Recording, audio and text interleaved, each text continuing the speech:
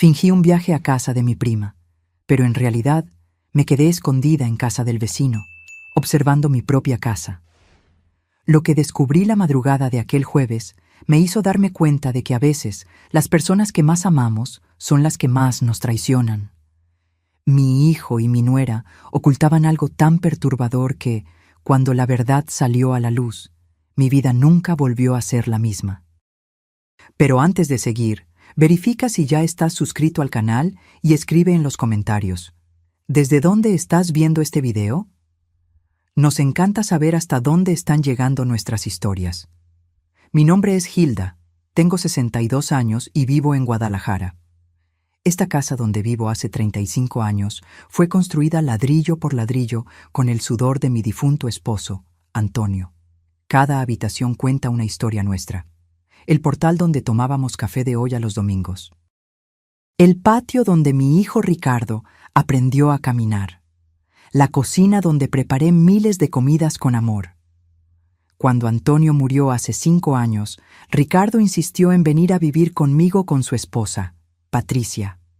Creí que era una preocupación genuina, el amor de un hijo que no quiere ver a su madre sola. Qué inocente fui. Los primeros meses parecieron normales. Patricia era amable, ayudaba con las tareas de la casa, hacía esos pasteles de zanahoria que tanto me gustaban.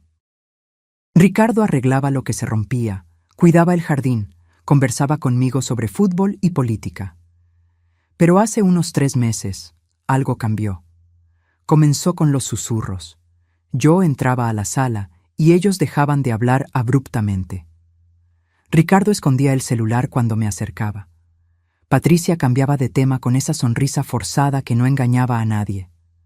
Preguntaba qué conversaban y siempre recibía la misma respuesta vacía. Nada importante, cosas del trabajo, tonterías. Entonces me di cuenta de que la habitación de invitados, la que está al fondo de la casa, comenzó a estar siempre cerrada con llave. Antes, la puerta quedaba abierta. Yo guardaba allí ropa de cama antigua, cajas con fotos, cosas que ya no usaba. Cuando pregunté por qué cerraban la habitación, Patricia respondió demasiado rápido que había humedad, que estaban protegiendo mis cosas. Pero yo nunca autoricé nada de eso. Las noches se volvieron extrañas. Yo escuchaba ruidos que venían de esa habitación después de la medianoche. Pasos, voces bajas, movimiento. Una madrugada, alrededor de las 2, escuché claramente cómo se abría la puerta principal. Me levanté con cuidado, espié por el pasillo y vi a Patricia recibiendo a una joven, tal vez de 20 y tantos años. Conversaron en voz baja y la chica le entregó algo que pareció ser dinero. Patricia lo contó rápidamente, lo guardó en el bolsillo del pantalón y llevó a la joven directamente a la habitación del fondo. La llave giró en la cerradura. Volví a la cama con el corazón acelerado, tratando de entender lo que estaba pasando en mi propia casa. En el desayuno siguiente, actué como si no hubiera visto nada. Patricia estaba demasiado alegre, Ricardo distraído en el celular como siempre. Les pregunté si habían dormido bien, y ambos respondieron que sí, como si esa visita nocturna nunca hubiera ocurrido. Mi cabeza bullía de pensamientos. ¿Qué estaban haciendo? ¿Por qué recibían gente a escondidas de mí? ¿Por qué cerraban esa habitación? Intenté usar mi llave maestra para abrir la puerta de la habitación del fondo cuando salieron, pero descubrí que habían cambiado la cerradura. Cambiaron la cerradura de un cuarto de mi casa sin avisarme. Sentí que la rabia me subía por la garganta, pero me controlé. Confrontarlo sin pruebas sería inútil. Lo negarían todo, inventarían excusas, tal vez hasta me harían dudar de lo que yo misma había visto. Necesitaba un plan.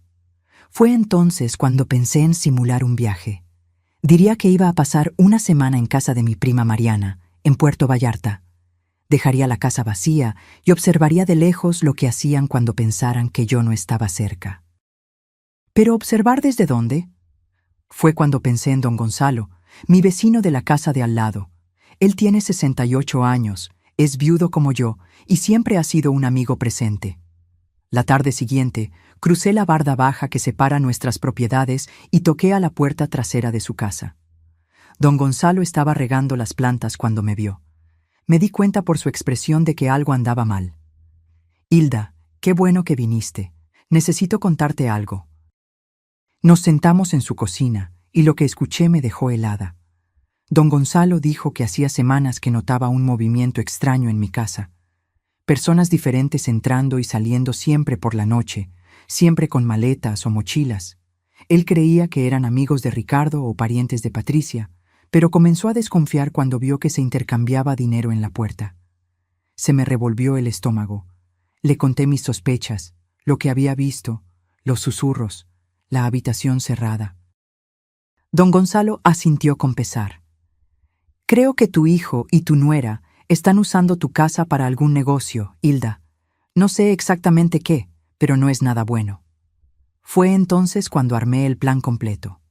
Fingiría el viaje y me quedaría en la habitación de invitados de don Gonzalo. Desde la ventana de arriba, él tenía vista directa a mi casa. Podríamos observarlo todo sin ser vistos. Él aceptó de inmediato, preocupado por mí, ofreciendo ayuda como lo hace un verdadero amigo. Esa misma noche, durante la cena, solté la noticia. «Voy a viajar mañana a Vallarta.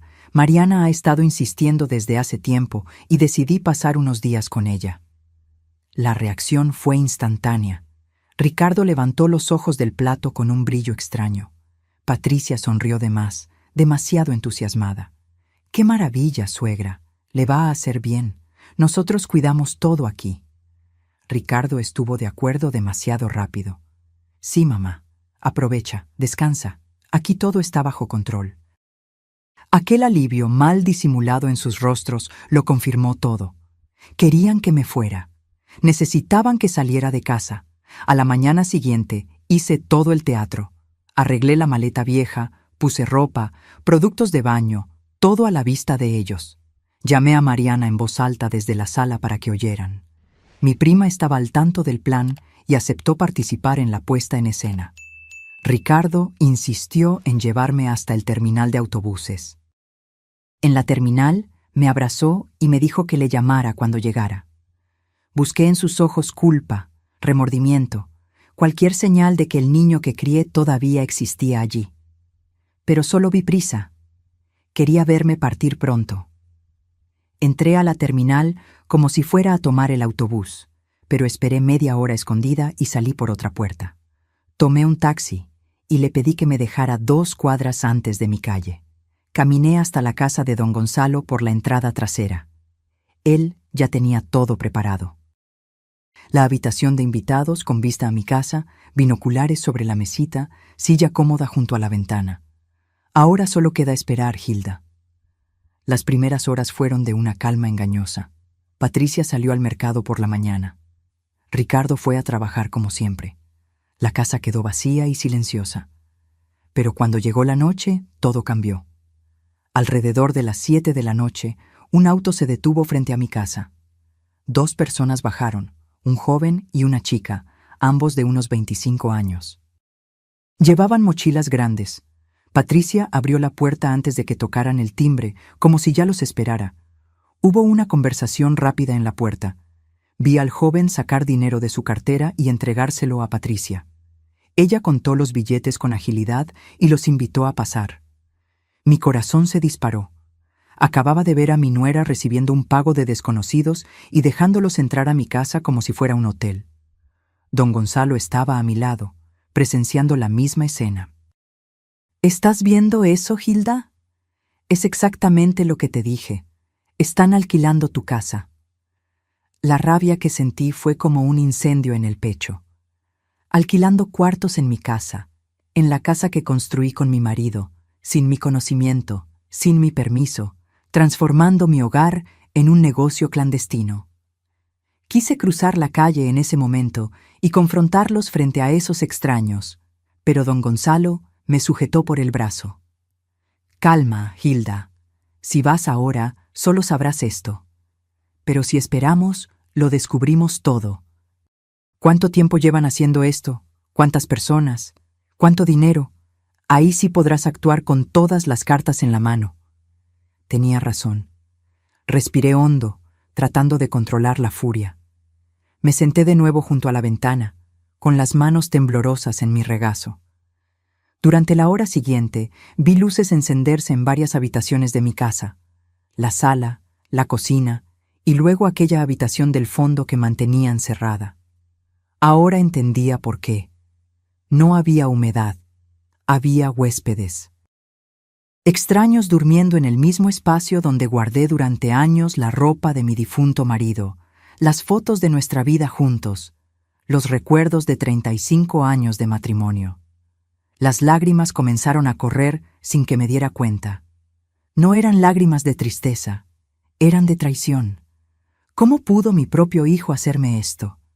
¿Cómo pudo mirarme a los ojos todos los días sabiendo que me estaba utilizando de esa manera? Alrededor de las 9 de la noche, Ricardo llegó del trabajo. Entró a casa normalmente, como si fuera un día más. Media hora después, apareció otra pareja. Más jóvenes aún, parecían estar viajando. Patricia repitió el ritual. Dinero en mano, sonrisa profesional, puerta abriéndose. Conté mentalmente. 4 personas extrañas dentro de mi casa. 4 desconocidos ocupando mi espacio, usando mi agua, mi luz, mi gas. Don Gonzalo hizo un cálculo rápido. Si cada uno paga unos 200 pesos por noche, están sacando 800 pesos solo hoy. En un mes son 24,000 pesos. 24,000 pesos al mes ganados ilegalmente usando tu propiedad, sin pagarme un centavo, sin siquiera tener la decencia de preguntarme si podían hacer esto. La noche avanzó y las luces de mi casa se fueron apagando una por una.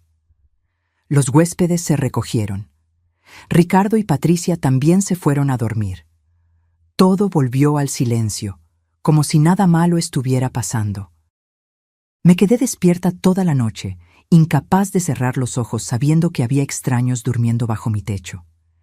A las 6 de la mañana, la puerta principal se abrió. La primera pareja salió con sus mochilas. Un auto los esperaba. Salieron rápido, discretos, como fantasmas que desaparecen con la luz del día. Media hora después, la segunda pareja hizo lo mismo. A las 7:30, todos los huéspedes ya se habían ido. Patricia salió al patio con una bolsa de basura, la tiró en el bote y volvió adentro. Todo estaba limpio, arreglado, como si la noche anterior nunca hubiera existido. Ricardo salió para el trabajo a las 8, vistiendo un traje, cargando su portafolio, con esa postura de hombre responsable. Pero ahora yo sabía la verdad. Durante el día, observé a Patricia limpiando la casa. Cambiaba sábanas, arreglaba los cuartos, preparaba todo para los próximos huéspedes. Trabajaba con eficiencia, como quien tiene una rutina establecida. Esto no era nuevo. Era un sistema bien montado que funcionaba desde hacía tiempo. Al caer la noche, llegaron más huéspedes. Esta vez eran 3 personas. Patricia los recibió con la misma dinámica. Pago, sonrisa, puerta. Y yo seguí observando desde la ventana de don Gonzalo, documentando mentalmente cada movimiento, cada transacción, cada traición. En el segundo día de observación, don Gonzalo me contó algo que lo cambió todo. Era tarde en la noche, casi medianoche, cuando se volteó hacia mí con una expresión seria.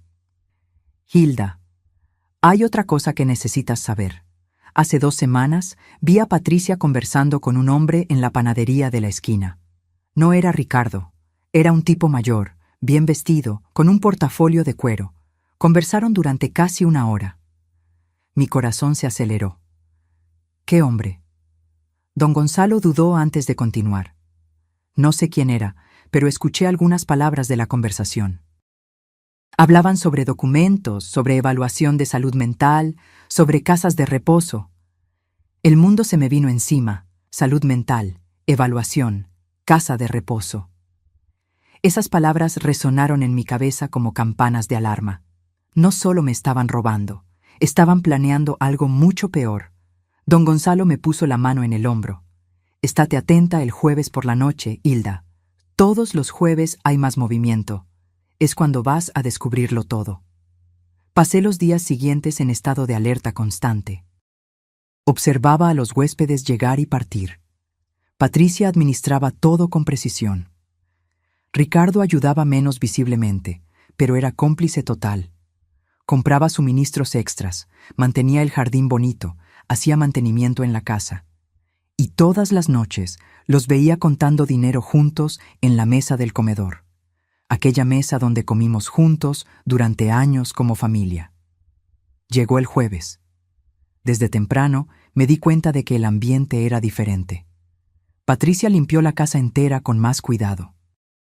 Compró flores frescas y las puso en jarrones por la sala. Cambió toallas, verificó cada detalle. Era como si estuviera preparando algo especial. Ricardo llegó del trabajo más temprano de lo normal. A las 6 de la tarde ya estaba en casa ayudando en los preparativos finales. Y entonces el movimiento comenzó. No eran solo 1 o 2 huéspedes como en los otros días. Eran grupos enteros. El primer grupo tenía 5 personas. Después llegaron 3 más. Luego una pareja. Después 2 jóvenes solos. Conté mentalmente mientras mi estómago se encogía. Había 11 personas dentro de mi casa. 11 extraños ocupando cada espacio disponible. La sala de estar se volvió área común. La cocina estaba llena. Los cuartos, todos ocupados. Mi casa se había transformado en un hostal completo. Don Gonzalo observaba a mi lado, incrédulo. Nunca vi tanto movimiento así. Es como si el jueves fuera el día especial para ellos. Hice las cuentas rápidamente. Si cada persona pagara 160 pesos, ganarían más de 1,700 pesos solo esa noche. Las horas pasaron lentamente. Los huéspedes cenaron, conversaron, algunos salieron a pasear y regresaron. A las 10 de la noche, las luces comenzaron a apagarse. Los huéspedes se recogieron.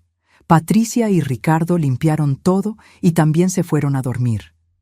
La casa quedó en silencio. Pero don Gonzalo me había dicho que esperara, que en la madrugada del jueves al viernes lo descubriría todo. Entonces esperé, con cada músculo del cuerpo tenso. El reloj en la pared de la casa de don Gonzalo marcaba el paso del tiempo con un tic-tac que parecía cada vez más fuerte en el silencio de la noche. 11:30, 11:40, 11:50. Mi corazón latía tan fuerte que podía sentir el pulso vibrando en mi cuello. Cuando el reloj marcó la medianoche, contuve la respiración. La puerta lateral de mi casa, la que da al patio trasero, se abrió despacio. Una silueta salió. Era Patricia. Pero no estaba sola. Detrás de ella vino un hombre que yo nunca había visto antes. Alto, de unos 50 años, vestido con ropa oscura. Llevaba un portafolio de cuero en la mano. El mismo portafolio que don Gonzalo había descrito. Mi corazón se disparó. ¿Qué estaba pasando? ¿Por qué Patricia se estaba reuniendo con ese hombre en medio de la madrugada? ¿Por qué salían por la puerta trasera como criminales? Caminaron hacia el fondo del patio, donde está el viejo cobertizo que mi marido usaba como taller. Patricia sacó una llave, abrió el candado oxidado y ambos entraron. Una luz tenue se encendió allí dentro. Por la ventanilla sucia del cobertizo, solo podía ver sombras moviéndose. Estaban conversando, gesticulando. Patricia sacó algo de su bolso. Papeles, parecían ser documentos. El hombre los examinó con una pequeña linterna. Luego sacó otros papeles de su portafolio. Un portafolio grueso, lleno de hojas. Patricia tomó los documentos y comenzó a leer, página por página. Asintió varias veces con la cabeza. Parecía que estaban cerrando algún tipo de acuerdo. La reunión duró casi media hora. Finalmente, el hombre guardó todo de vuelta en el portafolio. Patricia apagó la luz del cobertizo. Salieron, pero en lugar de volver a la casa, caminaron hasta el portón trasero. Hay un pequeño portón allí que da al callejón. Patricia lo abrió. El hombre salió por allí y desapareció en la oscuridad. Patricia cerró el portón, puso el candado y regresó a casa por la puerta lateral. Todo sucedió en menos de 40 minutos. Silencioso, secreto, invisible para cualquiera que no estuviera observando atentamente. Desperté a don Gonzalo, que había cabeceado en el sofá. Lo vi todo. Patricia se reunió con un hombre en el cobertizo. Revisaron papeles, documentos, están tramando algo. Don Gonzalo se frotó los ojos y miró el reloj. 00:30. Ese hombre actúa en las sombras, Hilda. Esto no es solo sobre alquilar cuartos. Algo más grande está pasando. No pude dormir el resto de la noche. Me quedé sentada junto a la ventana, observando mi casa como si fuera territorio enemigo. Al amanecer del viernes, los huéspedes comenzaron a salir. Algunos se fueron temprano. Otros se quedaron para disfrutar el fin de semana. Patricia preparó café para los que se quedaron. Actuaba como la anfitriona perfecta. Café, pan, frutas, todo servido con sonrisas. Nadie se imaginaría que horas antes había estado en un encuentro clandestino con un desconocido. Ricardo salió para el trabajo como siempre. Patricia se quedó sola con los huéspedes restantes. Esta era mi oportunidad. Necesitaba entrar en ese cobertizo. Necesitaba ver si habían dejado algo, alguna pista sobre lo que estaban planeando. Le conté el plan a don Gonzalo. Intentó convencerme de que no fuera. Hilda, es demasiado arriesgado. ¿Y si Patricia te ve? Pero yo estaba decidida. Tengo la llave del portón trasero. Puedo entrar por el callejón sin que me vean. Patricia está ocupada con los huéspedes en la parte delantera de la casa. No me verá. Don Gonzalo finalmente cedió, pero insistió en venir conmigo hasta el callejón para vigilar. Salimos por la puerta trasera de su casa. Caminamos por el callejón silencioso. Era sábado por la mañana y el barrio estaba tranquilo. La mayoría de las personas aún dormía o tomaba café dentro de casa. Llegamos al portón trasero de mi propiedad. Saqué la llave con las manos temblando. El candado se abrió con un suave clic. Entré en mi propio patio como una intrusa, con el corazón latiendo descontrolado.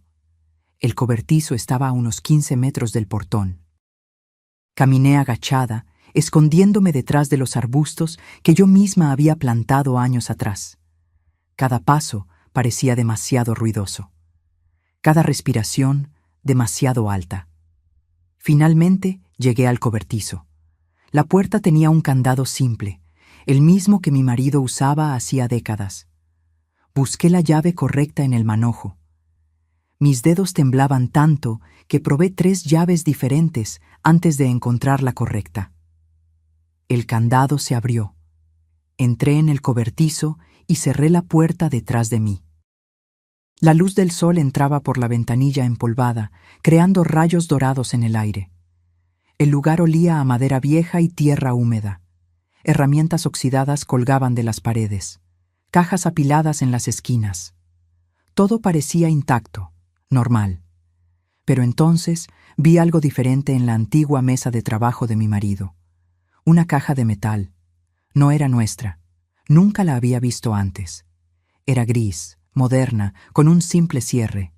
Me acerqué despacio. La caja estaba cerrada, pero no bajo llave. Solo un seguro que se abría apretando 2 botones laterales. Lo intenté. Clic. La caja se abrió. Lo que vi dentro me quitó el aire de los pulmones. Había pilas de dinero, billetes de 200 y 500 pesos. Conté rápidamente. Debía haber al menos 60,000 pesos allí. Todo el dinero que habían ganado con el negocio ilegal durante meses. Pero no era solo eso. Debajo del dinero había documentos. Los tomé con cuidado y comencé a leer. El primero era un contrato de hospedaje. Un contrato donde mi casa aparecía registrada como propiedad disponible para alquiler temporal. El nombre del propietario era Ricardo Silva Costa, mi hijo. Pero esto era imposible. Yo era la propietaria legal. Mi nombre estaba en la escritura. ¿Cómo podía firmar un contrato fingiendo ser el dueño? Seguí leyendo. Había una nota a pie de página en letras pequeñas. Transferencia de propiedad en curso, documentación pendiente de proceso judicial. Sentí que el suelo se derrumbaba bajo mis pies. Transferencia. Proceso judicial. No solo estaban usando mi casa ilegalmente, estaban tratando de robármela legalmente. El siguiente documento confirmó mis peores temores. Era un formulario de evaluación psicológica, un papel oficial con el membrete de una clínica particular. Y allí, en el campo del paciente, estaba mi nombre completo: Hilda Rodríguez Costa. La fecha de la evaluación estaba marcada para dentro de 10 días. El motivo de la consulta: evaluación de capacidad mental y autonomía para decisiones debido a preocupación familiar con deterioro cognitivo progresivo. Deterioro cognitivo progresivo. Me estaban pintando como una anciana senil, como alguien que ya no podía cuidar de sí misma, como alguien que necesitaba ser protegida de sus propias decisiones. Y todo era mentira. Yo estaba perfectamente bien. Mi mente estaba lúcida. Mi salud era buena para mis 62 años. Pero ellos iban a inventar una historia diferente. Con ese médico, con esa evaluación falsa, con ese proceso que ya estaban preparando. Había más papeles. Uno de ellos era una cotización de una casa de reposo, residencia vida plena, cuidados especializados para adultos mayores. El precio era 16,000 pesos al mes. Tenía marcaciones amarillas en la parte que decía cuartos individuales con monitoreo continuo, programa especial para pacientes con demencia. Estaban buscando una prisión para mí. Un lugar caro y legal donde me encerrarían mientras disfrutaban de mi casa y mi dinero. El último documento fue el más aterrador. Era un poder notarial amplio e irrestricto. Un documento legal que le daría a Ricardo control total sobre todos mis bienes, cuentas bancarias y decisiones médicas. El documento estaba listo, impreso, esperando solo mi firma, y al lado había una nota escrita a mano por Patricia. El doctor. Marco confirmó que puede aplicar un sedante leve durante la consulta. La firma se obtendrá en estado de confusión inducida. Testigos ya coordinados. Costo adicional: 20,000 pesos. Mis manos temblaron tanto que casi dejo caer los papeles.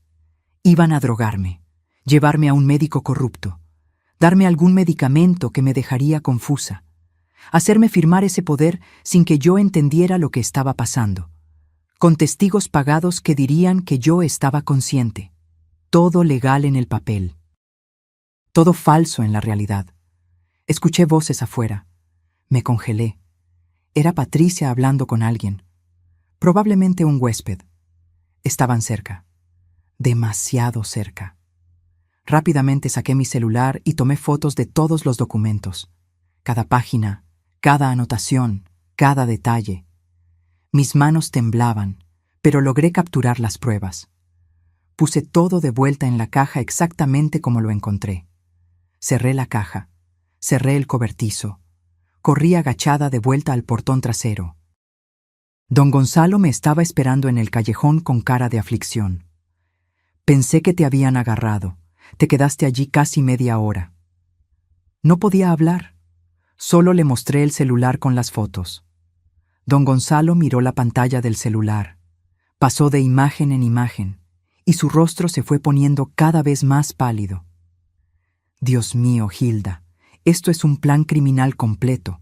No solo te están robando, te están destruyendo por completo. Asentí con la cabeza mientras las lágrimas que ya no podía contener corrían por mi rostro. Necesito llamar a alguien. Necesito hacer algo ahora. No puedo esperar más. Volvimos a la casa de don Gonzalo. Con las manos aún temblando, llamé a Beatriz, mi amiga abogada. Nos conocimos hace 20 años en un grupo de bordado. Ella siempre fue inteligente, estudiosa. Estudió la carrera de Derecho a los 40 años y se especializó en Derecho Familiar y Sucesiones.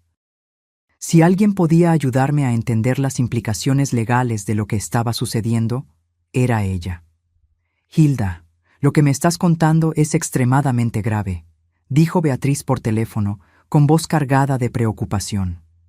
Si están operando hospedaje sin licencia, sin pagar impuestos y sin tu consentimiento como propietaria, están cometiendo varios delitos: fraude, uso indebido de propiedad, evasión fiscal. Pero lo que más me preocupa son esos documentos sobre capacidad mental y casa de reposo. Hilda, ¿tu hijo tiene algún poder notarial tuyo? ¿Algún papel firmado que le dé poder para decidir por ti? Pensé bien. No, nunca firmé nada así. Todos mis documentos están en la caja fuerte del banco. Beatriz suspiró aliviada. Qué bueno. Muy bien. Pero escucha con atención. Si están consultando a alguien sobre declararte mentalmente incapaz, significa que están buscando una forma legal de tomar control de tus bienes. El proceso es complejo. Necesita evaluaciones médicas reales, exámenes psicológicos, audiencia con un juez. No pueden simplemente declararte incapaz sin más ni menos. Pero si consiguen un médico corrupto dispuesto a falsificar dictámenes, si tienen un abogado sin escrúpulos que conozca las lagunas del sistema, pueden intentarlo. Y si lo consiguen, Hilda, pueden internarte en una casa de reposo contra tu voluntad y quedarse con tu casa legalmente. El terror se apoderó de mí. ¿Qué hago, Beatriz? Ella pensó por un momento. Primero, necesitas pruebas concretas de todo lo que están haciendo. Fotos, videos, testimonios. Ya tienes las fotos de los documentos. Eso es excelente. Segundo, necesitas proteger tus papeles legales. Asegúrate de que no tengan acceso a nada. Tercero, tan pronto como tengamos pruebas suficientes, vamos a presentar una acción judicial. Yo me encargo de todo el proceso legal. Pero, Hilda, tienes que tener mucho cuidado. Si sospechan que sabes algo, pueden acelerar los planes, pueden intentar algo drástico. Sus palabras me helaron la sangre. ¿Algo como qué? Beatriz dudó antes de responder. Como poner medicamentos en tu comida para que parezcas confusa frente a un médico. Como crear situaciones donde parezcas inestable. Como inventar pruebas de que no puedes cuidar de ti misma. Ya he visto casos así, Hilda. Son más comunes de lo que la gente imagina. Colgué el teléfono con las manos heladas. Ahora entendía la dimensión del peligro. No solo me estaban robando, estaban preparándome para un destino peor. Perder mi autonomía, mi casa, mi identidad, ser declarada incapaz. Ser encerrada en un asilo mientras mi hijo y mi nuera se quedaban con todo lo que construí. Y todo bajo el pretexto de la legalidad. Con papeles firmados por médicos y abogados. Con un juez que nunca sabría la verdad. El domingo, Beatriz vino a casa de don Gonzalo. Trajo un notario de confianza, un señor llamado licenciado Arnaldo, de unos 60 años, con un semblante serio pero gentil. Doña Hilda, lamento mucho por lo que está pasando, dijo él estrechando mi mano. Pero quiero que sepa que vamos a proteger sus bienes completamente. Cuando terminemos hoy, su hijo no podrá tocar ni un cabello de su propiedad sin enfrentar un proceso penal. Durante las siguientes 4 horas, firmé varios documentos. Beatriz explicó cada uno con paciencia. Esta es una revocación de poder. Cancela cualquier poder que pueda existir a nombre de Ricardo, actual o futuro. Este de aquí es una declaración de plena capacidad mental, que será certificada por un psicólogo forense que la evaluará mañana. Este es un nuevo testamento que sustituye cualquier versión anterior, y especifica que Ricardo está excluido como heredero debido a actos fraudulentos, y este último es una solicitud de medida de protección que presentaremos al juez el lunes. Cada firma me hizo sentir más fuerte, más en control. Ya no era la víctima asustada espiando desde la ventana. Ahora era una mujer tomando acciones legales contra aquellos que intentaron destruirme. ¿Y la trampa?, pregunté cuando terminamos. Beatriz sonrió. No era una sonrisa alegre. Era la sonrisa de alguien preparando el jaque mate. La trampa implica que vuelvas a casa, Hilda. Mi corazón se disparó. ¿Volver a casa? ¿Ahora? Beatriz negó con la cabeza. No hoy. Mañana por la noche. Lunes. Volverás como si nada hubiera pasado. Como si realmente hubieras pasado toda la semana viajando. Llegarás cansada, feliz de estar en casa, sin la menor sospecha de lo que descubriste. y durante los próximos días actuarás con total normalidad. Mientras tanto, estaremos trabajando tras bambalinas. Licenciado Arnaldo se inclinó hacia adelante. También contactaremos a la inspección municipal. Un inspector hará una visita sorpresa a tu casa. Si encuentra hospedaje ilegal, puede clausurar el establecimiento en el momento y aplicar multas severas. Pero hay más, continuó Beatriz. Estoy investigando a ese doctor Marco mencionado en las notas. Tiene un historial problemático. Ya fue investigado 2 veces por el Consejo de Medicina por prácticas antiéticas. Con tu denuncia y las pruebas fotográficas, podemos abrir una investigación formal contra él también. Si descubren que estaba dispuesto a drogar pacientes para conseguir firmas fraudulentas, pierde su registro y responde penalmente. La magnitud del plan comenzó a tomar forma en mi cabeza. No era solo detener a Ricardo y Patricia, era desmantelar toda la red que habían construido. El médico corrupto, los testigos falsos, el negocio de hospedaje ilegal. Todo. ¿Cuánto tiempo llevará esto?, pregunté. Beatriz miró al licenciado Arnaldo antes de responder. El inspector puede ir esta misma semana, probablemente el jueves o el viernes. La investigación del médico tomará más tiempo, pero con tu denuncia formal el lunes, el proceso comienza de inmediato. Y en cuanto a Ricardo y Patricia, hizo una pausa dramática. El enfrentamiento final ocurre cuando menos lo esperen, cuando crean que todo está saliendo conforme a su plan. Pasé el resto del domingo en casa de don Gonzalo, ensayando mentalmente cómo actuaría al volver. Necesitaba ser convincente. No podía demostrar rabia, sospecha o miedo. Tenía que ser la madre confiada volviendo feliz de casa de su prima. La suegra ingenua que no sabe nada. Era irónico. Ellos habían estado actuando frente a mí durante meses. Ahora era mi turno de actuar frente a ellos. La noche del lunes, con una maleta en la mano y el corazón acelerado, caminé hacia mi casa. Don Gonzalo me llevó en coche hasta la esquina, pero caminé el resto del camino para parecer que había llegado en taxi.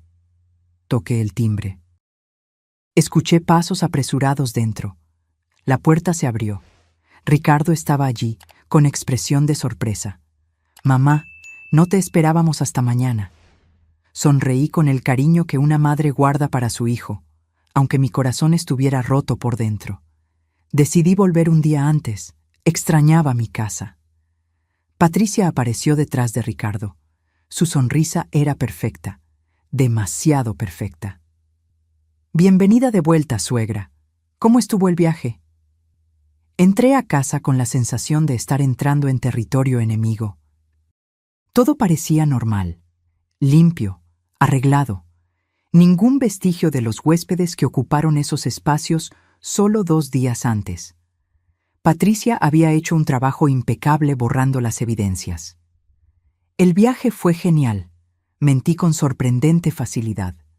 Mariana me consintió mucho, pero sabes cómo es. No hay lugar como nuestra propia casa. Llevaron mi maleta a la habitación, prepararon té.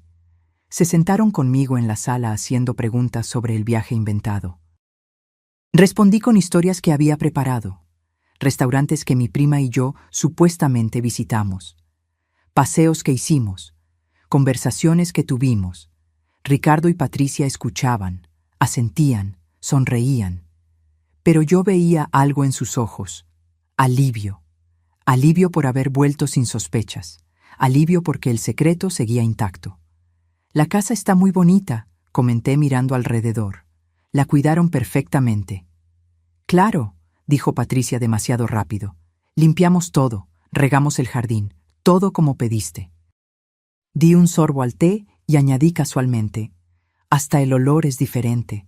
Parece de producto de limpieza nuevo». Vi un breve destello de pánico en los ojos de Patricia. «Ah, sí, hicimos una limpieza profunda. Queríamos que todo estuviera perfecto para tu regreso». Mentira. Ella había limpiado para borrar los rastros de docenas de extraños que ocuparon mi casa. Esa noche dormí en mi propia cama por primera vez en una semana. Pero no pude dormir de verdad. Me quedé despierta, escuchando. Alrededor de las 11, escuché voces amortiguadas que venían del cuarto de Ricardo y Patricia. Conversaban en susurros urgentes. Me levanté en silencio y caminé descalza hasta su puerta. Pegué el oído a la rendija. ¿Crees que sospeche algo? Era la voz de Ricardo, tensa. No, no sospecha nada, respondió Patricia confiada. Es la misma de siempre, ingenua, confiada. El plan continúa. ¿Y el doctor Marco? Preguntó Ricardo. Ya está todo arreglado, confirmó Patricia. La consulta es el próximo viernes. Pondremos el sedante en su comida en el desayuno. Diremos que la llevamos a un chequeo de rutina. Cuando se dé cuenta de lo que firmó, ya será demasiado tarde. El poder notarial estará registrado y tendremos control total. Hubo un silencio. Entonces Ricardo habló con una voz que apenas reconocí como la de mi hijo. ¿Y después? Después, respondió Patricia fríamente. Después la internamos. Ya tenemos el lugar. La residencia Vida Plena acepta pacientes con deterioro cognitivo. La visitamos una vez al mes para mantener las apariencias. Y mientras tanto, esta casa será completamente nuestra. Completamente nuestra. Esas palabras me perforaron como cuchillos. Volví a mi cuarto en silencio, con lágrimas corriendo por mi rostro. Pero no eran lágrimas de derrota. Eran lágrimas de rabia pura y determinación de acero. Habían sellado su destino. Acababa de escuchar la confesión completa. Y aunque no la había grabado, ahora sabía cada detalle del plan, incluyendo la fecha exacta. El viernes de la semana siguiente. Tenía menos de una semana para ejecutar la trampa perfecta. La mañana del martes, actué como si nada hubiera pasado. Hice café, preparé el desayuno, conversé con Ricardo y Patricia sobre banalidades. Ellos también estaban actuando. Éramos todos actores en esta obra macabra. Cada uno conocía un guión diferente, pero yo tenía una ventaja. Yo sabía que ellos estaban actuando. Ellos no sabían que yo también lo estaba. Tan pronto como Ricardo salió para el trabajo y Patricia fue al mercado, llamé a Beatriz desde mi cuarto con la puerta cerrada con llave. Le conté palabra por palabra todo lo que escuché la noche anterior. «Perfecto», dijo ella satisfecha. «El viernes es la consulta con el médico corrupto. Eso nos da tiempo. El inspector del municipio irá a tu casa el jueves. Es mejor que sea antes de que intenten drogarte». «¿Crees que recibirán huéspedes esta semana?», pensé por un instante. «Probablemente el jueves por la noche. Siempre hay más movimiento ese día». Beatriz hizo una pausa pensativa. «Entonces, vamos a coordinar la visita del inspector para el jueves por la noche, cuando la casa esté llena de pruebas vivas». En los 2 días siguientes mantuve mi actuación impecable. Actué como la madre dulce y confiada. Le pregunté a Patricia si necesitaba ayuda con algo. Le ofrecí a Ricardo sus galletas favoritas que hice especialmente. Parecían relajados, convencidos de que el plan seguía intacto. El miércoles por la noche, Patricia incluso me mostró un folleto. Encontré un centro de salud que ofrece exámenes preventivos para personas de su edad, suegra. ¿Qué le parece si la llevo el viernes? Es gratis para adultos mayores. ¿Gratis? Mentira. Iban a pagar 20,000 pesos por ese examen. Fingí interés genuino. ¿Un chequeo? Bueno, no estaría mal. Hace tiempo que no voy al médico. Patricia sonrió aliviada. Excelente. Ya agendé para el viernes a las 10 de la mañana. Yo la acompaño. Asentí dulcemente mientras por dentro mi sangre hervía. Ella estaba cerrando la trampa sin saber que yo ya había cerrado una aún mayor alrededor de ella. La tarde del jueves, mientras Patricia y Ricardo preparaban la casa para los huéspedes de la noche, mi celular vibró. Era un mensaje de Beatriz. Inspector confirmado para las 9 de la noche. La policía estará lista en las proximidades. Quédate en tu cuarto cuando él llegue. Nosotros nos encargamos de todo. Mi corazón comenzó a latir más rápido. Esta noche su mundo comenzaría a desmoronarse. Como era de esperar, los huéspedes comenzaron a llegar alrededor de las 7. Primero una pareja joven con mochilas grandes. Luego 3 jóvenes que parecían estar viajando juntos. Enseguida una mujer sola con una maleta pequeña. A las 8:30 había 8 extraños ocupando mi casa. Patricia hacía su papel de anfitriona ejemplar. Ricardo ayudaba con las maletas, mostraba los cuartos, sonreía profesionalmente. Yo estaba en mi cuarto, supuestamente leyendo, pero en realidad estaba esperando, mirando el reloj. Cada minuto parecía una hora. 8:40, 8:50, 5 para las 9. Y entonces escuché el sonido que esperaba. El timbre, firme, autoritario. No era el timbre de un huésped esperado. Era el timbre de alguien con autoridad. Escuché pasos apresurados, la voz de Ricardo preguntando quién era, y entonces una voz masculina fuerte del lado de afuera. «Inspector del municipio, abra la puerta, por favor». Silencio. Un silencio pesado, denso. Y luego el sonido de la puerta abriéndose despacio. «Inspector, ¿hay algún problema?» Era la voz de Ricardo tratando de sonar tranquilo, pero sin conseguirlo. «Recibimos una denuncia anónima sobre hospedaje ilegal en este domicilio. Necesito inspeccionar la propiedad». «Debe haber un error», escuché la voz de Patricia más aguda de lo normal. «Esta es una residencia particular. No tenemos ningún negocio». «Entonces no le importará que verifique», respondió el inspector con tono profesional pero inflexible. «Tengo una orden de inspección firmada por el juez municipal. Si no me permiten entrar voluntariamente, vuelvo con la policía y una orden de cateo». Hubo otro silencio. Luego Ricardo cedió. «Claro, inspector». «Adelante». Espié por una rendija de la puerta. Pude ver parte de la sala. El inspector era un hombre de unos 45 años, vistiendo una camisa oficial del municipio, con un portapapeles en la mano. Detrás de él venía otro hombre más joven, probablemente un asistente, con una cámara. Comenzaron a recorrer la casa. El inspector hacía preguntas. «¿Cuántas personas viven aquí permanentemente?»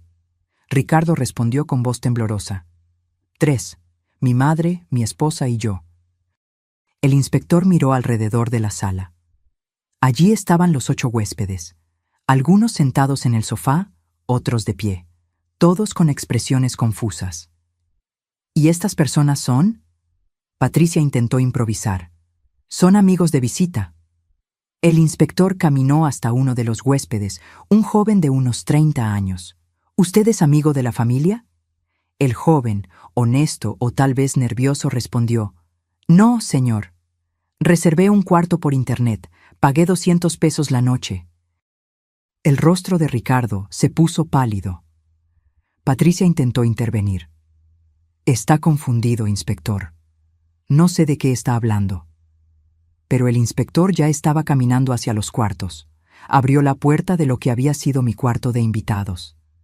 Allí dentro estaban los 3 jóvenes con mochilas abiertas, ropa sobre la cama, productos de higiene en el baño. ¿Y estos señores también son amigos?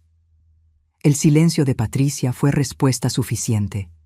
El inspector sacó un medidor de su portafolio. Comenzó a contar las habitaciones ocupadas, fotografiando cada una. Cuarto 1 ocupado por 2 personas no residentes. Cuarto 2 ocupado por 3 personas no residentes. Cuarto 3 ocupado por una persona no residente. Baños compartidos con señales de uso múltiple. Cocina con utensilios para más de 3 personas. Toallas extras apiladas en el pasillo. Cada frase era un clavo más en el ataúd de su negocio ilegal. Ricardo intentó una última defensa. «Inspector, esto es un malentendido. Tal vez ocasionalmente ayudamos a conocidos que necesitan hospedaje, pero no es un negocio». El inspector lo interrumpió. «¿Ustedes cobran por este hospedaje?» Ricardo dudó. «Bueno, a veces recibimos una ayuda para el gasto». El inspector negó con la cabeza. «Esto se llama negocio de hospedaje. Y para operar un negocio de hospedaje, usted necesita licencia comercial, autorización de funcionamiento turístico, certificado de seguridad contra incendios, certificado sanitario y el pago de los impuestos correspondientes. ¿Ustedes tienen alguno de esos documentos? El silencio fue absoluto. Patricia y Ricardo se miraron, derrotados. Sabían que no tenían nada. El inspector prosiguió. De acuerdo con el Código Municipal, operar un establecimiento comercial de hospedaje sin licencia constituye una infracción grave con una multa de 60,000 pesos. Además, debo informar que el SAT, Servicio de Administración Tributaria, será notificado sobre ingresos no declarados. Y como este inmueble está registrado a nombre de, miró los documentos, Hilda Rodríguez Costa, quien según los registros no autorizó ninguna actividad comercial, esto también puede constituir un uso fraudulento de propiedad ajena. Sentí que era el momento. Abrí la puerta de mi cuarto y salí. Todas las miradas se dirigieron a mí. Los huéspedes confusos. El inspector con expresión profesional.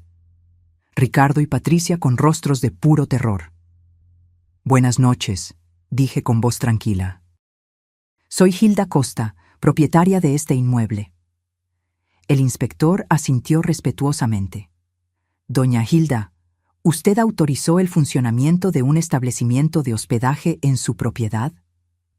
Dudé por un instante, mirando directamente a los ojos de mi hijo y mi nuera. No, inspector, no autoricé nada. De hecho, solo descubrí esta situación hace unos días. Patricia dio un paso en mi dirección. Mamá, yo puedo explicar. Levanté la mano interrumpiendo.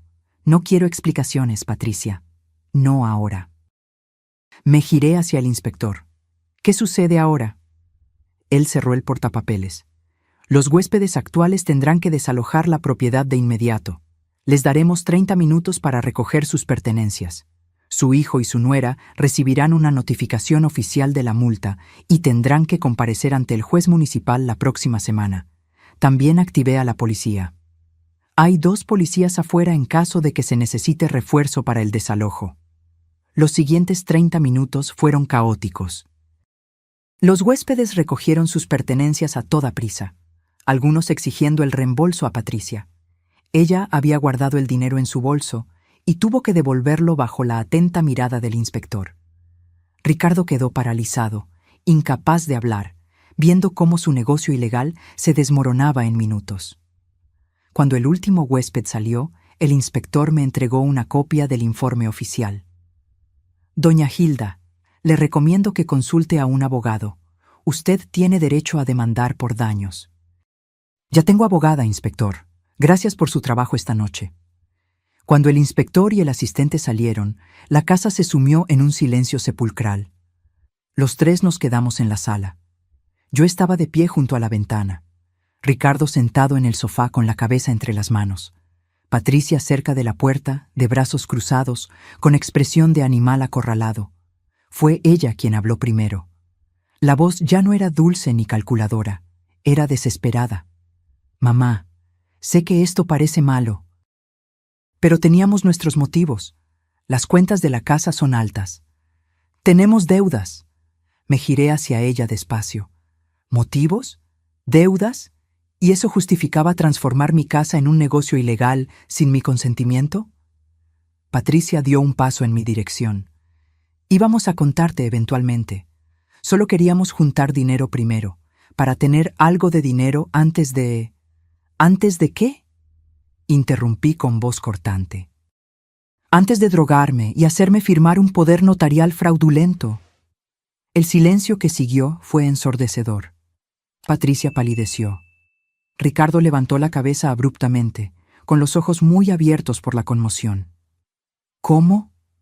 Ricardo comenzó a decir, pero la voz le falló. ¿Cómo lo sé? Completé la pregunta por él. Porque nunca estuve viajando, Ricardo. Estaba aquí, observando, descubriendo cada detalle de su plan vil y calculado. Caminé hasta el centro de la sala, mirándolos a los 2 con una intensidad que los hizo retroceder.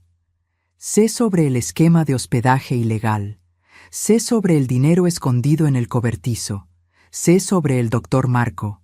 Sé sobre la consulta del viernes donde planeaban sedarme. Sé sobre el poder notarial que querían hacerme firmar, y sé sobre la residencia vida plena donde planeaban internarme. Patricia negó con la cabeza frenéticamente.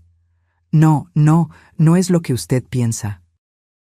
Sí, hablamos con el médico, pero era solo por precaución, porque estábamos preocupados por su salud.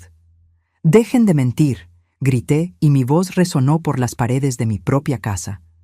Encontré los documentos, Patricia. Vi con mis propios ojos. Leí las notas escritas de su puño y letra. Sedante leve durante consulta. La firma se obtendrá en estado de confusión inducida. Esas fueron sus palabras exactas. El rostro de Patricia perdió todo color. Sus labios temblaron, pero no salió ningún sonido. Me giré hacia mi hijo. ¿Y tú, Ricardo? ¿Tú, a quien crié? ¿A quien amé? ¿A quien le di todo lo que tu padre y yo podíamos dar? ¿Cómo pudiste? Ricardo tenía lágrimas corriendo por su rostro. Mamá, la situación financiera era desesperante. Teníamos 160,000 pesos en deudas. El banco iba a quitarnos nuestro antiguo apartamento. Patricia dijo que si conseguíamos dinero rápido... ¿Y su solución fue traicionarme? Interrumpí. La solución fue robar mi casa, mi libertad, mi dignidad. No fue robo, explotó Patricia con voz aguda. Esta casa es enorme. Usted vive aquí sola. Solo estábamos aprovechando el espacio disponible, y en cuanto al poder notarial, era para protegerla. Usted está envejeciendo. Necesita que alguien tome decisiones por usted. Tengo 62 años, dije con voz helada. No 80, no 90, 62. Mi mente está perfectamente lúcida. Mi salud es buena. No necesito que nadie tome decisiones por mí. Lo que ustedes estaban planeando no era protección, era secuestro legalizado. Ricardo se levantó, tambaleándose. Mamá, por favor, podemos resolver esto. Vamos a devolver todo el dinero. Podemos irnos de casa si quieres, pero por favor no nos denuncies. Si vas a la policía, podemos ir a la cárcel. Lo miré a los ojos. Aquellos ojos que un día me miraron con amor puro de niño, y sentí que mi corazón se rompía en pedazos. ¿Y qué querías que hiciera, Ricardo? ¿Que te dejara drogarme? ¿Que te dejara encerrarme en un asilo mientras disfrutabas de mi propiedad? No iba a llegar a tanto, murmuró Ricardo. Patricia solo estaba explorando opciones, pero yo jamás habría... Escuché su conversación anoche. Interrumpí de nuevo. Te escuché planeando exactamente eso. Te escuché diciendo que me visitarías una vez al mes para mantener las apariencias. Te escuché transformarme en una formalidad, en un obstáculo que necesitaba ser administrado. Ricardo se desplomó en el sofá sollozando. Patricia se quedó petrificada, su máscara de nuera perfecta finalmente destruida. Respiré hondo, tratando de mantener la compostura. Mañana es viernes. Ustedes habían planeado llevarme con el doctor Marco a las 10 de la mañana. Obviamente eso no va a suceder. Lo que va a suceder es lo siguiente. Van a empacar sus cosas y salir de mi casa. Tienen hasta mañana al mediodía. Patricia reaccionó de inmediato. ¿Echarnos? ¿A dónde vamos a ir? Debieron haber pensado en eso antes de traicionarme, respondí sin emoción. Tienen familia, tienen amigos, arréglenselas. Mamá, por favor, imploró Ricardo. No podemos irnos así. No tenemos dinero para la fianza de un alquiler. No tenemos nada. Tienen 60,000 pesos en la caja del cobertizo, señalé. El dinero que ganaron ilegalmente con mi propiedad. Pueden usarlo para la fianza. Aunque probablemente tendrán que guardarlo para pagar la multa municipal y los honorarios del abogado. Patricia se giró hacia mí con ojos brillantes. Ya no había dulzura en su voz, solo veneno.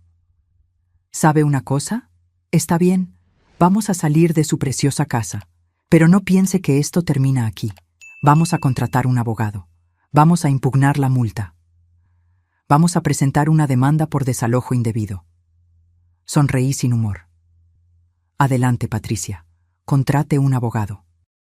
Pero le advierto que mi abogada es muy buena y tiene pruebas fotográficas de todos los documentos fraudulentos, de todos los planes criminales, de todos los detalles de su operación ilegal. Tiene fotos del dinero escondido, de los contratos falsos, de las notas sobre drogarme. ¿De verdad quiere ir a juicio con eso? El rostro de Patricia se descompuso. Finalmente, entendió que estaba completamente derrotada, que yo había jugado mejor. Que mientras ellos planeaban destruirme, yo estaba 2 pasos adelante. Hay una cosa más que necesitan saber, continué. Mi abogada ya presentó documentos revocando cualquier poder que pueda existir a mi nombre. También presentó una declaración de plena capacidad mental certificada por un psicólogo forense. Y presentó un nuevo testamento donde Ricardo está específicamente excluido como heredero debido a actos fraudulentos. Ricardo levantó la cabeza abruptamente. ¿Me desheredaste? La voz era una mezcla de conmoción y dolor. ¿Qué esperabas?, respondí con voz cansada. ¿Que te recompensara por intentar destruirme? El resto de la noche fue tenso y silencioso. Ricardo y Patricia se encerraron en su cuarto. Yo me quedé sentada en la sala, exhausta pero aliviada. Alrededor de la medianoche, escuché ruido de maletas siendo arrastradas. Estaban empacando. La realidad finalmente había calado. A la mañana siguiente, viernes, me desperté temprano. Preparé café solo para mí. Me senté junto a la ventana, observando el amanecer sobre el jardín que mi marido y yo habíamos cuidado juntos. A las 9 de la mañana, Ricardo y Patricia bajaron con 4 maletas grandes. No me miraron. Pusieron todo en el coche en silencio. Ricardo regresó una última vez. Dejó las llaves de la casa en la mesa de la entrada. Por un instante pensé que iba a decir algo. Tal vez una disculpa, tal vez un último ruego. Pero solo me miró con ojos vacíos y se fue. Escuché el motor del coche encenderse. Escuché los neumáticos en el asfalto, el coche alejándose, y entonces, silencio. Mi casa estaba vacía. Yo estaba sola. Me quedé sentada en la sala por un largo tiempo después de que se fueron.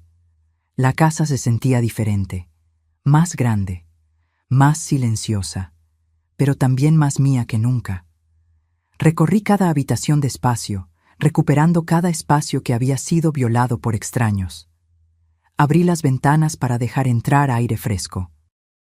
Quité las sábanas de todas las camas que habían sido usadas por los huéspedes. Iba a lavarlas, pero sinceramente consideré quemarlas. Algunas memorias no merecen ser preservadas. Alrededor del mediodía, don Gonzalo tocó a la puerta. Trajo una lasaña caliente que había preparado. Pensé que tal vez hoy no tendrías ganas de cocinar, dijo con esa gentileza que solo los amigos verdaderos tienen. Nos sentamos a comer juntos en mi cocina. Le conté todo lo que había pasado la noche anterior. La llegada del inspector, el enfrentamiento, la expulsión de Ricardo y Patricia. Don Gonzalo escuchó en silencio, asintiendo ocasionalmente con la cabeza. Cuando terminé, puso su mano arrugada sobre la mía. Hiciste lo correcto, Hilda. Lo doloroso, pero lo correcto. Entonces, ¿por qué duele tanto?, pregunté con voz quebrada. Porque era tu hijo, respondió don Gonzalo con la sabiduría de sus 68 años. Porque el amor de madre no desaparece simplemente porque el hijo traiciona. Duele justamente porque amaste. Si no amaras, no dolería. Él tenía razón. Esa noche lloré. Lloré por el hijo que creí tener y que tal vez nunca existió de verdad. Lloré por la familia que pensé haber construido. Lloré por la traición, por la avaricia que corrompió mi propia sangre. Pero también lloré de alivio, porque había sobrevivido, porque había vencido, porque todavía era dueña de mi vida, de mi mente y de mi casa. El lunes siguiente, Beatriz me llamó con noticias. Hilda, la denuncia contra el doctor Marco fue aceptada. El Consejo de Medicina inició una investigación formal. También me comuniqué con el Ministerio Público con todas las pruebas de conspiración para cometer fraude. Están considerando presentar una denuncia penal contra Patricia y Ricardo. Sentí un nudo en el estómago. Denuncia penal. Cárcel. Beatriz hizo una pausa. Es posible. Fraude planeado. Conspiración para privar a un adulto mayor de su libertad. Falsificación de documentos.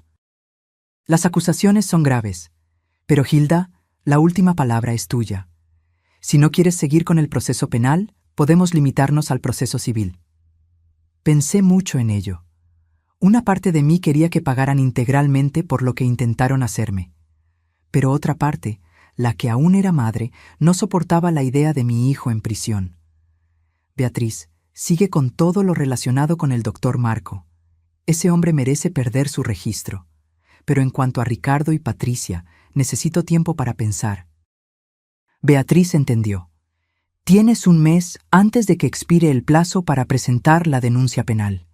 Piénsalo con calma. 2 semanas después recibí una carta. Era de Ricardo.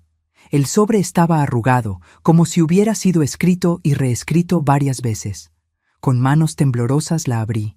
La letra era la de mi hijo, pero las palabras eran de un hombre destruido. Mamá, sé que no merezco tu perdón. Sé que lo que hice fue imperdonable. No tengo excusas. La avaricia me cegó. Patricia me convenció de que era la única solución para nuestros problemas. Pero fui débil. Dejé que sucediera. Participé. Y ahora vivo todos los días con el peso de saber que traicioné a la persona que más me amó en este mundo. La carta continuaba. Terminamos, Patricia y yo. No pude seguir con alguien capaz de planear algo tan vil. Me mudé solo a un apartamento pequeño. Perdí mi empleo cuando el escándalo salió a la luz. Ahora estoy trabajando como ayudante de albañil, pagando las deudas poco a poco. No estoy escribiendo para pedir perdón. No lo merezco. Solo quería que supieras que lo siento mucho. Si pudiera volver en el tiempo, lo cambiaría todo. El recuerdo de lo que te hice me persigue todas las noches.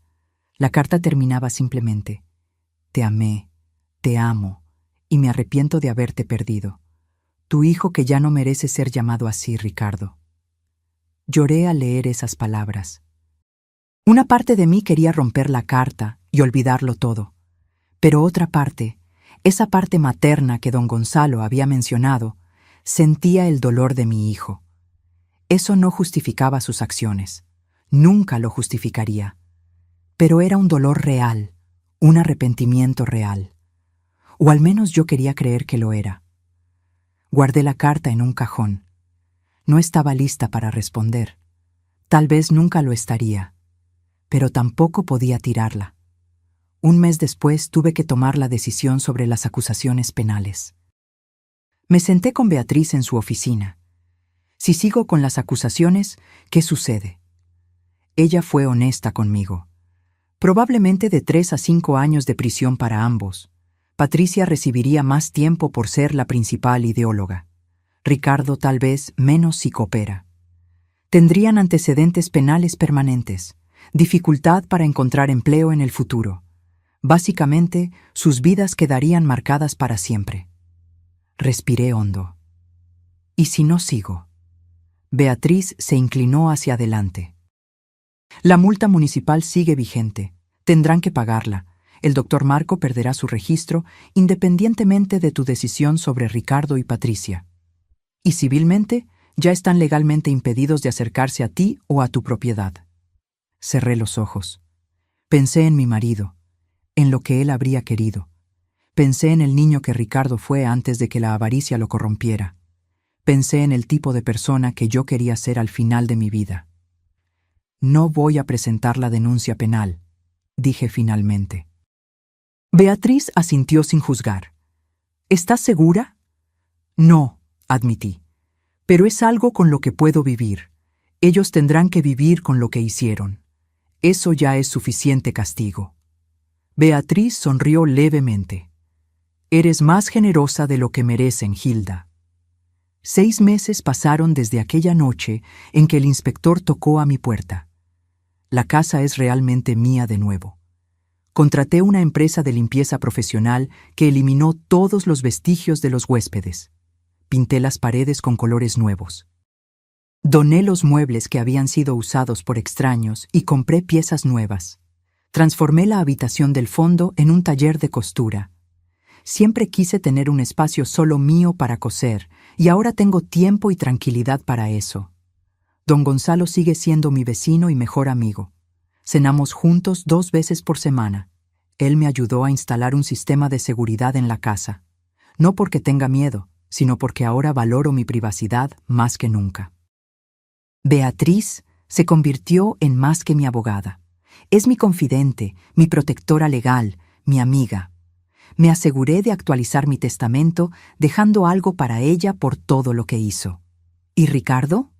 No tuve contacto directo con él desde aquella carta, pero a través de conocidos en común sé que sigue trabajando en la construcción, que está pagando las deudas despacio, que vive solo. Hay días en que pienso en responder su carta. Hay días en que pienso en llamarlo.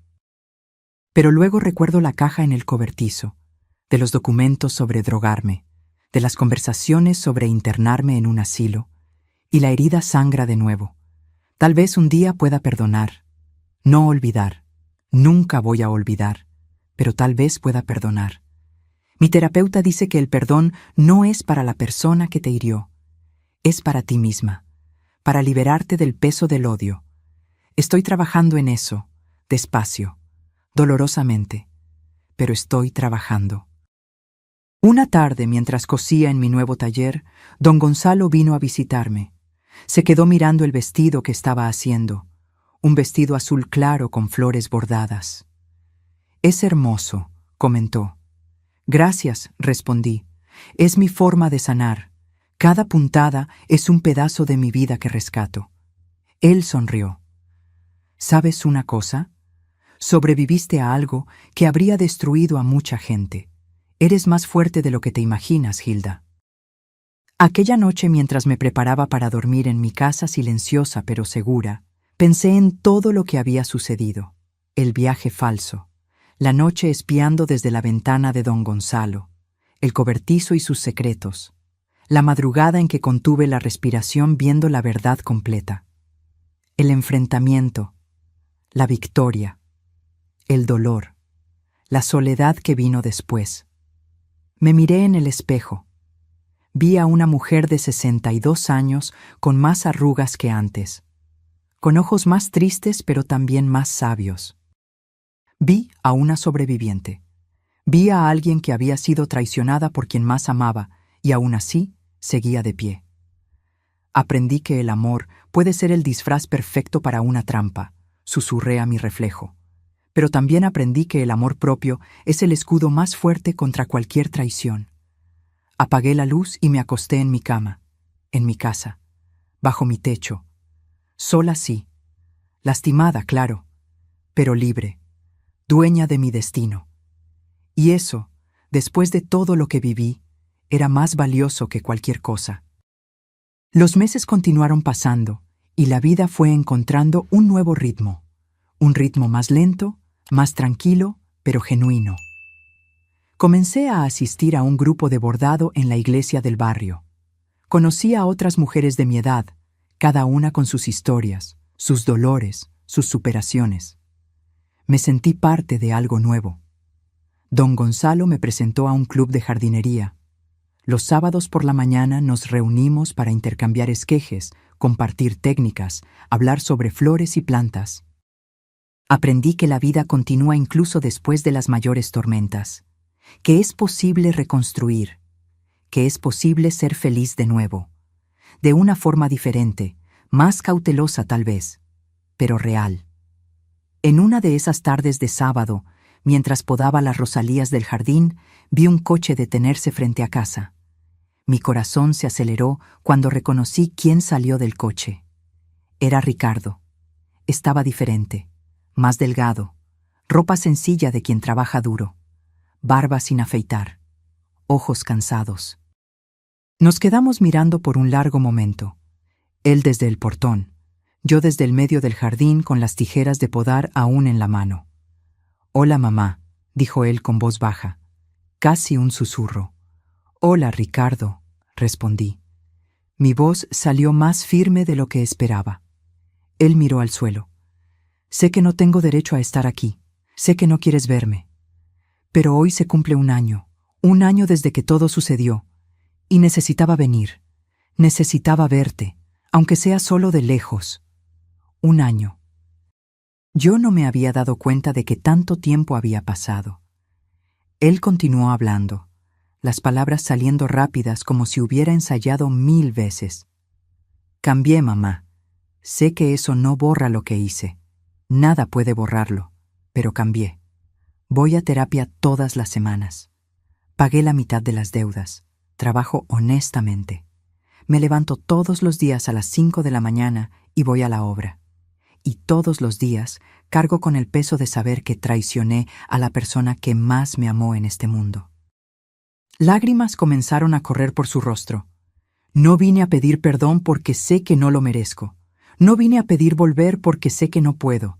Solo vine a decir que lo siento y que tenías razón en todo, en echarme, en desheredarme, en mostrarme que las acciones tienen consecuencias. Me quedé parada, sosteniendo las tijeras, sintiendo mi propio corazón oprimirse. Una parte de mí quería correr hacia él, abrazarlo como hacía cuando era niño y se lastimaba. Pero otra parte, la parte que todavía sangraba, me mantuvo en mi lugar. Ricardo se limpió las lágrimas con el dorso de la mano. Me voy ahora. Solo quería que supieras que estoy tratando de ser una mejor persona, que todos los días lucho para ser alguien de quien pudieras estar orgullosa, aún sabiendo que ese día tal vez nunca llegue. Se dio la vuelta para irse, y entonces, sin pensarlo mucho, mi voz salió. Ricardo. Él se detuvo, se dio la vuelta. Di 2 pasos hacia el portón. ¿De verdad estás yendo a terapia?, pregunté. Todas las semanas, respondió él rápido. Todos los jueves a las 7 de la noche. Me ha ayudado a entender muchas cosas, a ver cómo fui manipulado, pero también cómo me dejé manipular, cómo la avaricia me cegó, cómo casi destruyo a la persona más importante de mi vida. Asentí despacio. ¿Y las deudas? Ya pagué 88,000 pesos de los 160,000. Trabajo mucho, hago horas extras siempre que puedo. Duermo poco, pero no me importa. Es lo mínimo que puedo hacer para arreglar el desastre que hice. Nos quedamos en silencio por un momento. El viento agitaba las hojas de los árboles a nuestro alrededor. No estoy lista para perdonarte, Ricardo, dije finalmente, la voz temblorosa pero firme. Lo que tú y Patricia planearon hacerme fue demasiado cruel, demasiado calculado. Lo sé, mamá. Lo sé. Y tal vez nunca esté lista, continué. Tal vez esta herida nunca cicatrice completamente. Él asintió con la cabeza, más lágrimas corriendo. Lo entiendo. Pero, respiré hondo, pero tal vez con tiempo, mucho tiempo, podamos encontrar una manera de reconstruir algo. No como era antes, eso nunca más será posible, pero tal vez algo nuevo, algo diferente. Sus ojos se iluminaron con una pequeña chispa de esperanza. ¿Lo dices en serio? No lo sé, admití honestamente. Solo sé que eres mi hijo. Y por más que me hayas lastimado, por más que hayas roto mi confianza, todavía hay una parte de mí que quiere creer que las personas pueden cambiar, que pueden redimirse. Ricardo sollozó. Pasaré el resto de mi vida tratando de demostrar que merezco esa oportunidad, mamá. Juro que lo haré. No me hagas promesas, Ricardo, dije cansada. Muéstrame con acciones, con tiempo, con consistencia. Muestra que realmente cambiaste. Y tal vez, solo tal vez, un día podamos sentarnos a la misma mesa de nuevo. Él asintió vigorosamente. Lo haré, lo mostraré, todos los días. ¿Puedo llamarte a veces? ¿Solo para saber cómo estás? Dudé. Luego asentí despacio. Una vez al mes. No más que eso. Estoy reconstruyendo mi vida, Ricardo. Necesito espacio. Necesito tiempo para sanar. Una vez al mes está perfecto, dijo él con voz llena de gratitud. Gracias, mamá. Gracias por no cerrar la puerta por completo. Volvió al coche. Antes de entrar se giró una vez más. Te amo, mamá. Siempre te amé. incluso cuando estaba haciendo esas cosas horribles. Sé que eso no justifica nada, pero es la verdad. No respondí. Solo observé cómo entraba al coche y se iba.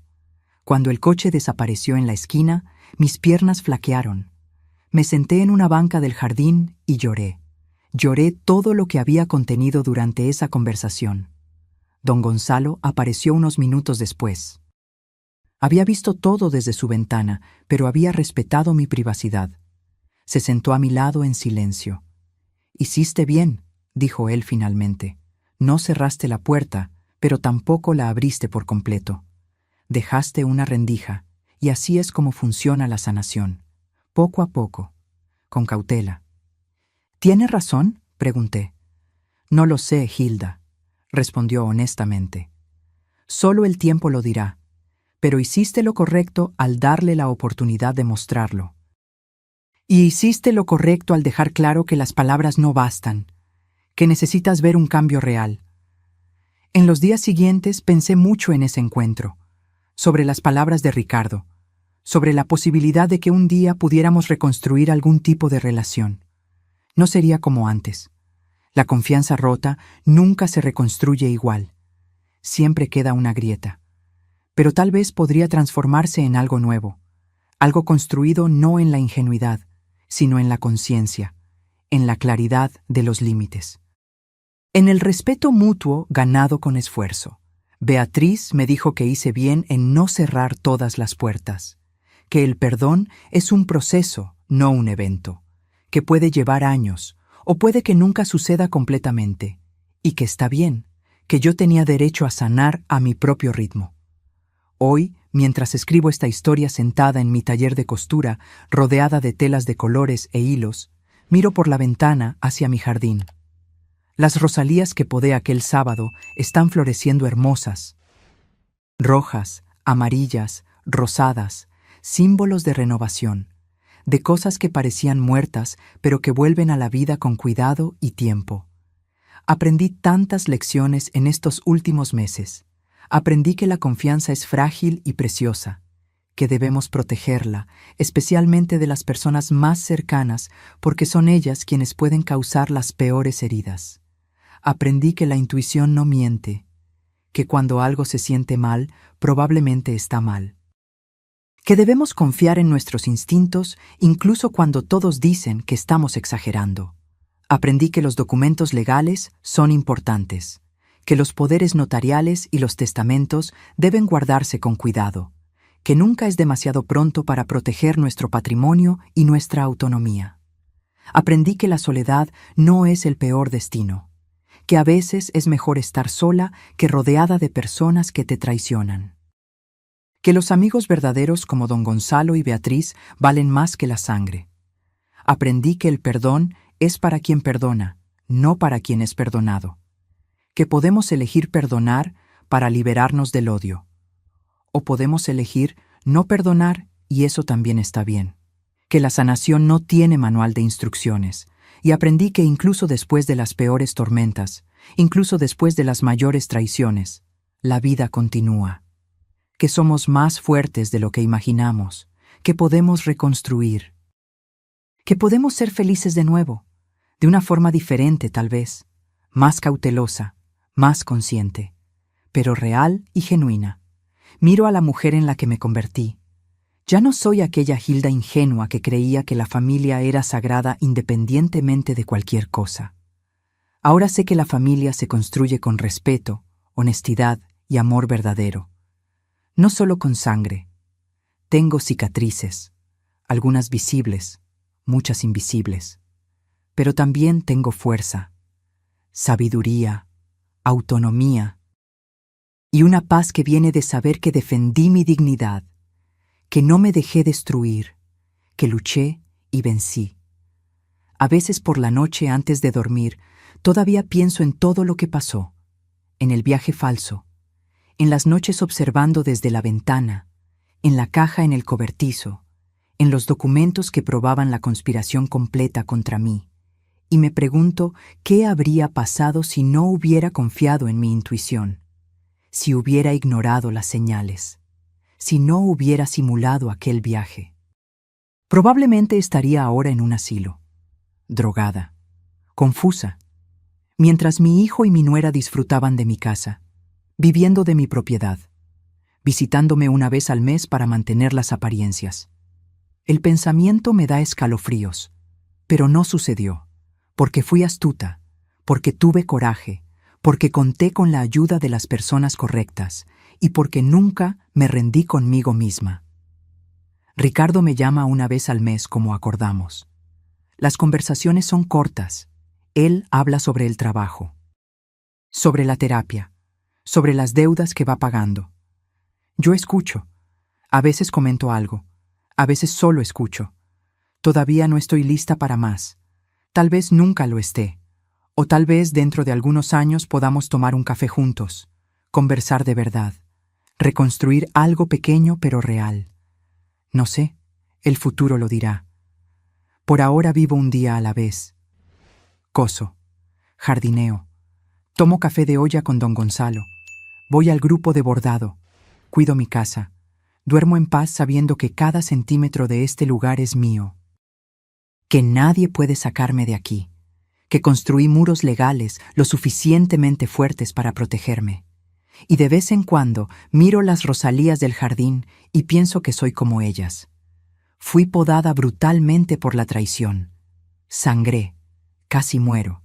Pero con tiempo, cuidado y mucho amor propio, estoy floreciendo de nuevo. Diferente tal vez.